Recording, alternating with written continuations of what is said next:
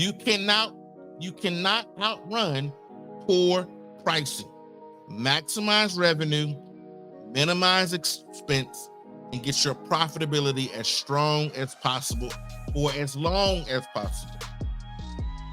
Easy to say, hard to do, but you have to cut your unnecessary expenses. We borrow money when we don't need it as the company grows, but you want to borrow money based on forecasted budgets and pro forma.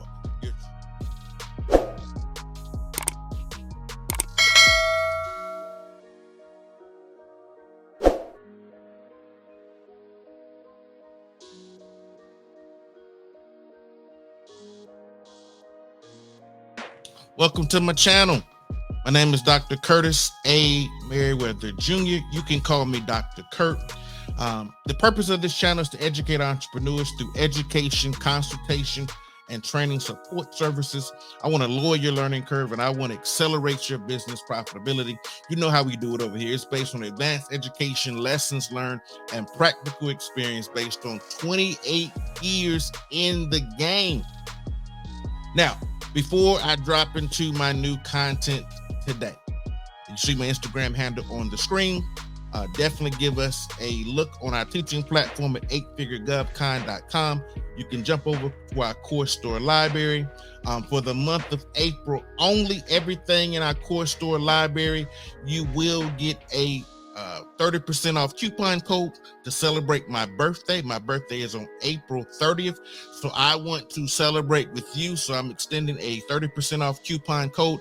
I don't do that too much these days, but this is a special occasion, another trip around the sun for me. So I want to celebrate with you. So anything in our core store library, with the exception of our new program, the Launchpad Formula, that is the only thing that is not going to give you a discount.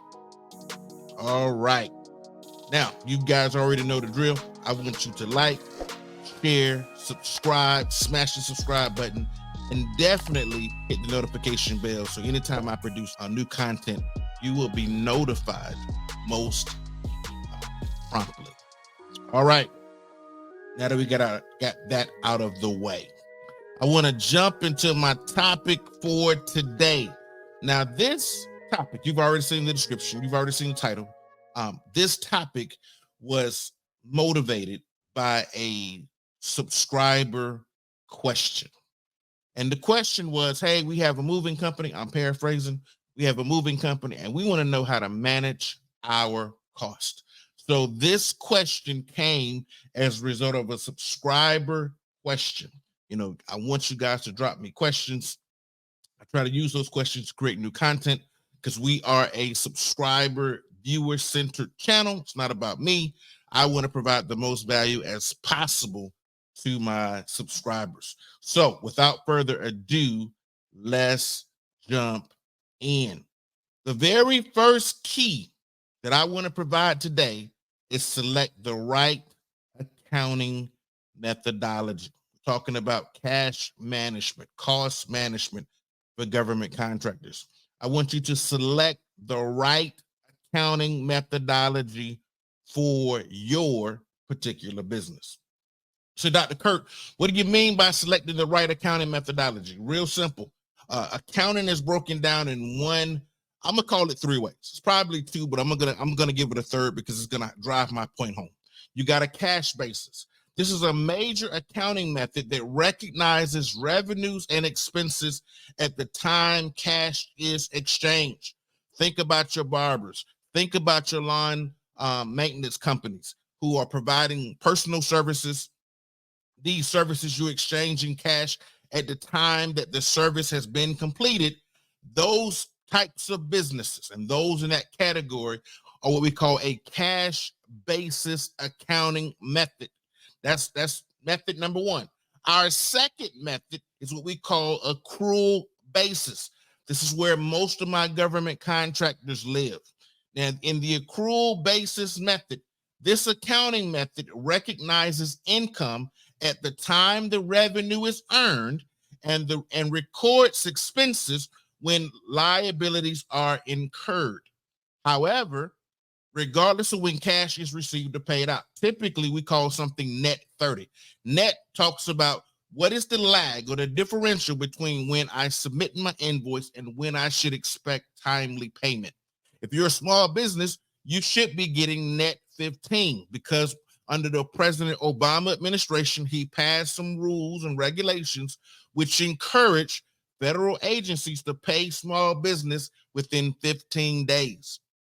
So whether you're a sub or whether you're a prime, if you're a prime, definitely ask your government agency, are they going to honor the Prompt Payment Act? Most of them do. It normally takes a couple payment cycles before the net 15 kicks in, just because of all of the upfront work that has to be done to put your accounting in the system. But normally after an invoice of 2, normally you're going to get your Prompt Payment Act and invoices are going to be paid in 15.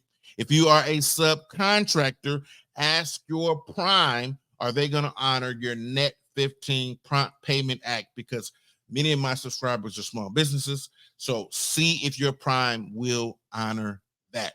Now, under the accrual accounting basis, my government contracting community should be doing something we call ABC, activity-based costing. This is under accrual basis. So we really only have 2 accounting methods, cash basis and accrual basis. I said a third, but it's only really 2. And under accrual-based accounting, there's a method we call activity-based costing, or ABC. It's a costing method that assigns overhead and indirect costs related to products and services. Normally, we create a job order number and we can track our costs down to the task order or the job level, down to the work package. This is going to be extremely critical, especially for your larger contracts where you have multiple task orders. You want to be able to track costs on an individual task order basis. It doesn't matter if this is a single award or a multiple award contract. Typically, there are multiple task orders, and you want to make sure that you're tracking your expenses and your revenue and your profitability from a job order or task order or delivery order basis. The contract as a whole can be profitable, but when you track your contracts at the activity level, you may be able to recognize some inefficiencies and may be able to plus up and shore up some areas to make that contract even more profitable. So the contract can be profitable in aggregate. We want to make sure all of the individual subtasks are also profitable as well. So activity-based costing allows us to do just that. Okay, let's keep right on moving. Number 2, I need you to understand your costing structure. So our first one, we got to make sure we selected the right methodology. Again, 2 primary methods, cost basis, accrual basis. I'm going to say 2A is activity-based costing. Number 2, you need to understand your costing structure. You say, Dr. Kurt, what do you mean by understanding your costing structure? Real simple. If you've been on this channel for any length of time, you heard me say this probably 1,000 times. We want to look at our costs in terms of direct labor. These are the people who actually punch in the clock from 9 to 5, helping you to deliver the services or the requirements outlined in the performance work statement. Okay? Solidifying the requirement or fulfilling the requirement. Then you have your overhead. These are your variable costs. In theory, in air quotes, if the contract went away, you could eliminate these costs. Then you have your G&A. These are your fixed costs. So going back to basic accounting, total cost equals variable cost plus fixed cost. Your G&A is a fixed cost. These are the people who make the company hum, in theory, whether there's a contract there or not. We do know that there needs to be revenue in the company for the business to keep moving forward. But in theory, our G&A can be viewed as a type of fixed cost, and our overhead can be viewed as a type of variable cost, just to stay consistent with our basic accounting definition of total cost equals variable cost plus fixed cost. Then you have your fringe. These are your benefits and the special perks and privileges that you provide to your employees. So you got your fringe benefits. And then last but not least, you need to be accounting for profit. So where's the profitability? We talk about rat rates all the time. You need to make sure your rat rate is inclusive of or added on top of your wrap rate calculation. Definitely get you with a good, strong government contracts accounting professional to help you set up those cost pools and structure the cost structure appropriately with a strong chart of accounts. If you don't know what that is, no big deal. Talk to an accounting professional and they will be able to help you. Okay, let's keep moving. Number 3, this is the meat and potatoes. You have to cut unnecessary expenses. Say it again. You have to cut unnecessary expenses. The success formula for business is maximize revenue, minimize expense, and get your profitability as strong as possible for as long as possible. Easy to say, hard to do, but you have to cut your unnecessary expenses. You cannot outrun poor pricing, specifically in a moving company example. Some things to consider. I'm not telling you to do this, but here's some things to consider. Consider paying by the job and not by the hour. Now, this is going to be kind of a somewhat of a pseudo firm fixed price model that you employ, that you are imposing on the employees. So if they do the job more efficiently, they're going to still make the same amount of money. So try to look at doing per job instead of per hour. If you have inefficient employees, it could be causing your costs to rise. And we got to make sure we are properly containing our costs. Think about using fuel perks or gas discounts as much as possible.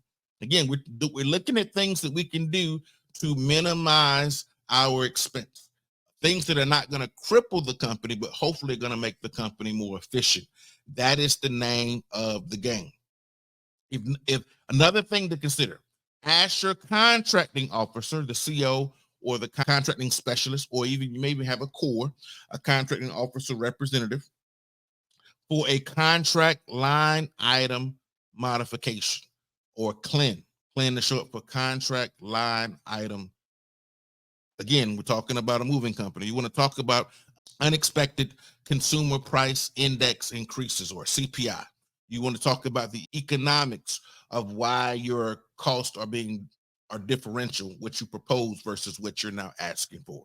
So look on the economics. Again, those CPI numbers are publicly available. You can quote those numbers, or you can say, hey, when we quoted this, we did not expect runaway inflation. That may be a way. Another thing to keep in mind is be mindful of contract type. If your firm fixed price versus cost plus, you have to manage the risk profile of that accordingly. I've done numerous videos talking about that, so I'm not going to spend a lot of time talking about that here in this video, but go back and look at some of my other videos where I talk about the contract types and the risk management of those. Okay, let's keep moving. I don't want this video to be super long. We got a couple more. I want you to reallocate profits if possible. Remember, the question was, this was a moving company. They were having some cost control issues, and they're asking, how do we provide better cost management? So I want you to consider reallocating your profits. You say, Dr. Kurt, what do you mean about reallocating profits? I mean, if you have other contracts, redirect profits toward the challenge contract. So if you got some extra money that you're making money, maybe consider redirecting that profitability to plug up the holes in your expenses bucket on another contract. Okay. And you can really do this very well if you are actually tracking your costs based on activity or job cost or task order or purchase order. However you're tracking your different jobs, you can track it based on a job level. You can actually redirect the expenses, and you know that you're not negatively impacting another contract because you're not looking at the aggregate, you're looking at the sum of parts. Now, you got multiple contracts and multiple customers. You want to balance your customer risk, and you want to also balance your profit risk. So be very mindful when you do this. You want to balance your contract portfolio by customer profile and contract type. So you're picking up new contracts. You want to make sure you're not overly concentrated with one customer or one contract type. So you want to see a mixed bag. Maybe it's T&M, time and material, maybe it's firm fixed plus. If you have an approved accounting system, maybe it's cost plus. But you want to see a mixed bag as it makes sense based on the complexity of the type of work that's being done and a bunch of other what we're going to call value drivers. What drives value, and also your cost drivers. What is actually causing your cost to rise or lower? You want to look at your company from a value driver and a cost driver perspective. The value driver is the end product that you're giving to the customer, and the cost drivers is how you're making sausage per se, or how you're delivering against the requirement, and what are those costs. You want to balance your asset allocations, and you want to think about this very similarly to how we think about this when we balance an investment portfolio. An investment portfolio, we got commodities, crypto, bonds, stock, real estate, etc. You want to think about the assets in the company and how you're going to balance those assets as it relates to corporate risk. Let's keep moving. Last but not least, borrow money when you do not need it. Let me say this again. We borrow money when we do not need the money. So, Dr. Kirk, what are you talking about? I'm going to tell you. You want to build relationships with alternative finance, your commercial bankers, investors, etc. We borrow money when we don't need it. As the company grows, I want you to consider hiring a chief financial officer or leasing a chief financial officer. They're going to help with compilations, reviews, and audits of financials based on size. Your bank does not trust you. They want the independent review of a third party, particularly someone with the CPA designation, to stamp the financials and say, yes, these financials are trustworthy. When you're about $5 million or more in revenue, you need to really start making investments and doing an annual financial audit. When you're not quite at the $5 million plus revenue threshold, think about doing a compilation, which is the lowest form of kind of a third-party assessment. And then the next step is review. The granddaddy of them all is a full-blown audit. But you want to borrow money based on forecasted budgets and pro forma. Your chief financial officer or your accounting manager or a controller can help you with the long-range planning of the business, so you can forecast when capital will be needed based on projections, based on historical data. Okay, now you want to do a 1 to 3 year forecast based on statistical rules of thumb and historical records based on your industry. You know, I think it was I don't think it was Mark Twain, but it was some author who said history doesn't repeat itself, but it sure does rhyme. So you can kind of go back and look at some of the industrial trends, and it'll give you a lot of insight, especially for my newer businesses that may not have a long track record, and it'll give you a lot of insight about what you can potentially anticipate in the future. Okay, got through that fairly quickly. But that's all I got for you in this video. I want you to go back and watch some of my other videos, and I'm going to see you in a future video. I look forward to seeing you in the next YouTube installment. Until next time.